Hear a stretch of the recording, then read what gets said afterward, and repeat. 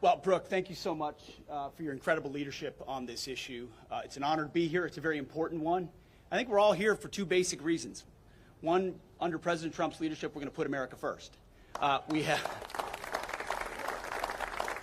America, American land, American basing, American troops, American citizens. You have a Secretary of Homeland Security who cares about Homeland Security.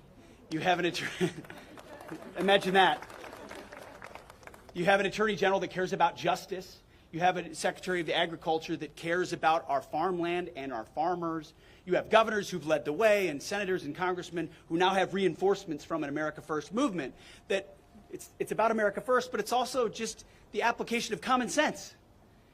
As someone who's charged with leading the Defense Department, I want to know who owns the land around our bases and strategic bases, and getting an understanding of why foreign entities, foreign companies, foreign individuals might be buying up land around those bases. That's something I should be paying attention to on behalf of the American people, on behalf of my department, and on behalf of the President. It's common sense. And so food security, just like energy resilience, just like where we get our water, that's all national security, especially in a contingency. So we would be asleep at the wheel if we were not fully a party to an effort like this to ensure that our nation had the food supply it needs. But specifically, our troops have what they need on our bases so that in those moments you can rely on us here in the United States to provide that security. So no longer can foreign adversaries assume we're not watching and we're not paying attention and we're not doing something about it because we are. So, Brooke, thank you very much. Appreciate it. Please help me welcome to the podium to speak of the agro-terrorism threats our incredible Attorney General, Pam Bondi. Thank you all. And we know Texas is your home state, Secretary Rollins. Our hearts go out to all those in Texas and the families, as well as in North Carolina, who are also experiencing those horrible floods. We're so happy to be here today to protect our farmers, our ranchers, and our ag community. Under President Trump, we are proudly putting our farmers first again. Thank you to our Congress, our governors, all of the great people who have gathered here today. My job is to make America safe again, which includes protecting our farmers who feed our families. The Department of Justice will use every tool at our disposal to secure, defend, and protect our ag community from threats.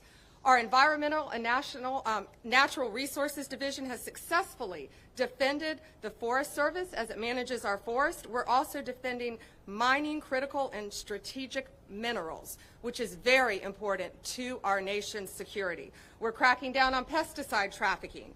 And we are doing this by closing the southern border, working hand in hand with our great Kristi Noem, where illegal and highly toxic chemicals from Mexico were smuggled into the U.S., and the Department of Justice is prioritizing the arrest of those illegal aliens doing it.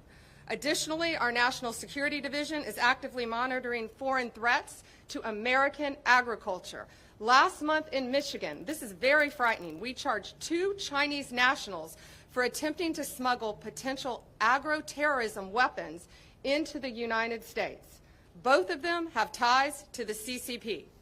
Just days later, we arrested another Chinese citizen for sending packages of concealed biological materials into the United States.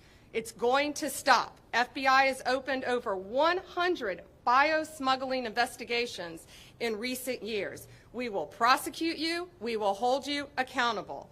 Thank you to everyone who is here today, especially Secretary Rollins, Secretary Hegseth, all of our good friends governors, my good friends Governor Huckabee, and we will, all of us, will never back down from supporting our American farmers. God bless you, and God bless America. Next, the incredible Homeland Security Secretary, Kristi Noem, everyone.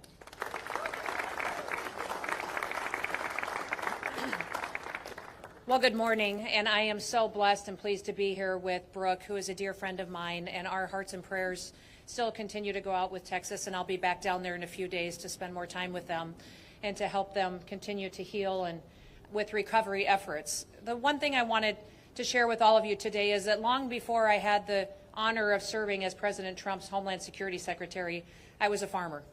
I was a rancher. In fact, I've worked on food policy for over 30 years.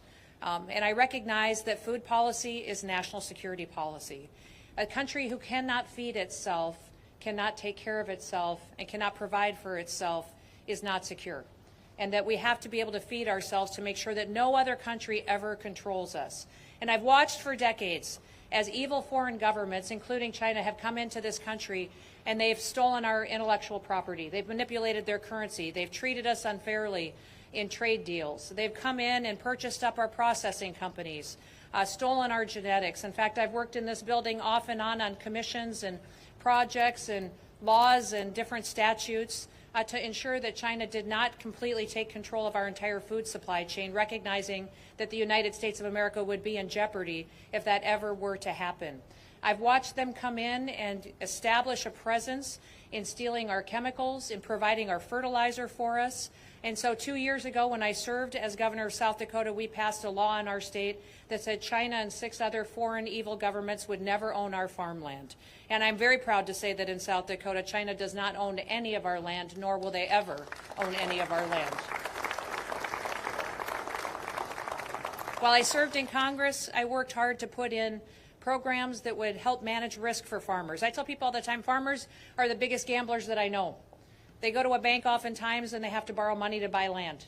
Then they go back to the bank and they need machinery to work that land, and so they borrow some more money to do that. Then they have to go back and get an operating note to purchase seed and fertilizer or chemical potentially.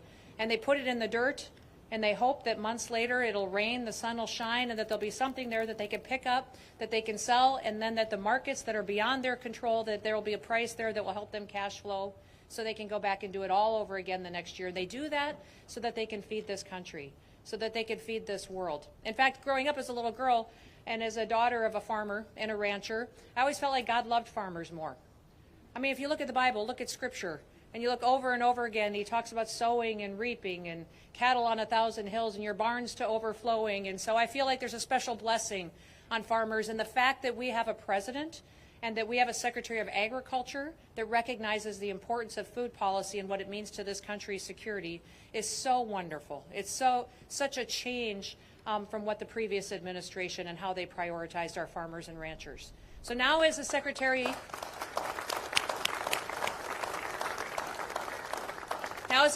of Homeland Security, I have responsibilities when it comes to securing our homeland. But many of those responsibilities have to do with securing our critical infrastructure. We have the responsibility for 10 of our 16 critical infrastructures, which means our electrical grid, our water supply chain, how we protect and run this country, and what we do to make sure the people here are safe, but not just the people, the products and goods that come in and out of this country. Our Customs and Border Protection units are the ones that all of our goods come into this country and leave this country on, and their investigations and how they inspect our ag products are critically important to make sure that we aren't facing any kind of threats from what kind of products may come into this country or what kind of terrorist acts might happen from goods that other countries may wish to send to us that would harm our food supply. We will continue to make sure that we have the systems in place, the people in place, the experts in place, and the policies in place to make sure that this country always feeds itself, and that we always have the ability to grow our own food, and that we rely on no one else to feed the people of the United States of America, because it is a national security issue when a country cannot provide for itself. And we will never let any other country control our food supply or control our people, because we will always be the great United States of America. Thank you.